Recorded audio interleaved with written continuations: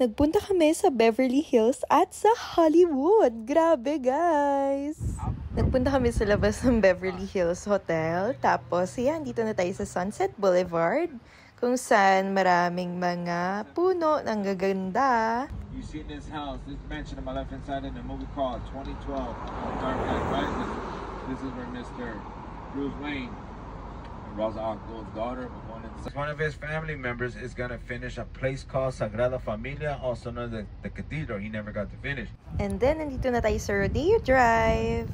My left hand side called Ralph Lauren, everybody. A polo shirt can start you off at about $300 for men on my left hand side. Balenciaga's on my left hand side. Do I like that store? And everybody over to my left hand side, my 14-year-old daughter bought sandals for MCM for $300. What does that mean? What does that mean? I'm crying about it now. They're showing up of course, the summer collection on my left hand side. Gwyneth Paltrow bought a bag, dropping nearly about $10,000. And believe it or not, they've been around since 1853. From that Goya store, that cost you $30,000. I hate to say this, right next door is going to be Christian Dior for the gentleman's side, Patek Philippe and Rolex on my left-hand side, these watches stores on my left-hand side. I do recommend that building in front of you guys is going to be Beverly Wilshire Hotel. That hotel, you've seen it in a movie called Pretty Woman, as with Richard Gere. With Zona, Philippines. Did you ever watch a movie called 1995 called Clueless? Yes. And you must remember she shopped till she dropped. Who was that? Cher. Take that out. What is that called? A dress? Who says who? And then, pumunta kami dito sa famous road kung saan yung mga palm trees, yan. Sad to say, may makulimlim lang. And then, of course, picture tayo dito sa sign na nakalagay, Beverly Hills. And then, pumunta na rin tayo dito sa road kung saan yung mga palm trees nandyan. So, ito yung famous na nasa postcards. Ganon. Di masyadong na-highlight yung mga trees. So, medyo dark siya sa video. Pero, green talaga siya, guys. And, mas maganda sana kung medyo sunny ng onte. And then, itong Beverly Hills Shield. So, ito, famous din to sa mga postcards sa internet. And maraming nagpapapicture dito. Pero, hindi na kami bumaba. Nasa bus kasi kami. Over to my right-hand side is going to be De La Petite Four. Do I like this restaurant? Friday, Saturday, and Sunday. Both restaurants, celebrities doing here. And everybody over to my upper Reeves and the cast of Open Hand Group selling Sunset. Does anybody watch Uma Thurman and John Travolta 2017 Mr. Ryan Gosling, Emma Stone winner located movie for the movie called La La Land?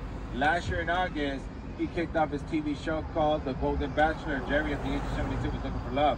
But what a lot of people don't know is Bell's Diner used to be known as Ben Frank's, and that's where Sunny Shit met for the very first time. And the team, Pauly Shore's mom passed away, Mitzi Shores. And then again, every comedian you can think of has performed here live on my left-hand side, even Joe Coy. And then, of course, over to my left-hand side. Ayan, natapos na tayo sa ating bus tour. And tayo maglalakad dito sa Walk of Fame, kung saan maraming mga stars na all over. So, tatawid tayo dun sa kabilang side dahil pupuntahan natin isa sa mga famous na mga pinupuntahan dito sa Hollywood area. So, sa part na to, maraming mga street performers pero wag kayong papabudol dyan kasi guys, naghihingi sila ng pera. Ayan, pinuntahan natin is itong Chinese Theater kung saan nandito yung mga handprint, footprint ng mga artista. Ayan, so like nito Star Wars, iba-ibang mga movies. And dito ginaganap yung premiere night ng kapag may mga bagong movies. So, dito rin sila mismo nag-handprint. And kapag pinatuyo, ayan, ilalagay na nila dyan sa sahig. Ayan. So, sa ngayon, itong Bad Boys ni Will Smith and ni Martin Lawrence, yung mga bago dito. And look, ang daming mga nasa sahig and ang tatagal na ng iba dyan. So, yan, nakita ko si Hugh Jackman, Scarlett Johansson, si Gail Russell, at iba pa. So, hindi ko nakilala yung iba. And si Gwyneth Paltrow, kilala ko pa yan. And so, yung meron din mga artists na mga singers, carpenters, Shrek, ayan o. So, iba-ibang mga artist yun nandito, guys. Walk-walk lang, ganun. So, ayan, ito yung buong street kung saan matatagpuan yung Chinese Theater and the Walk of Fame. So, tuwan-tuwa lang ako kasi first time ko dito sa area na to. Hindi kasi namin to napuntahan before dahil nga sa traffic. So, yan, tapos na tayo dito sa Hollywood area and pupunta na tayo dito sa LACMA. So, this is the Los Angeles County Museum of Art.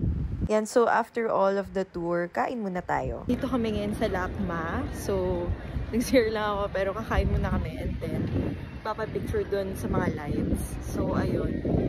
Dito tayo sa restaurant na to, yung Race. Yan. So, dyan siya. Tapos, dun yung lights mismo.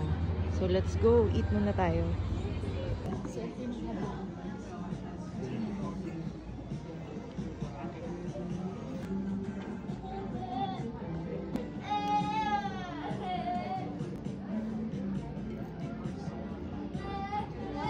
Ayan na, ito na yung lights. So, sad to say, hindi siya naka-open kasi ang aga pa. Pero, okay na rin yan.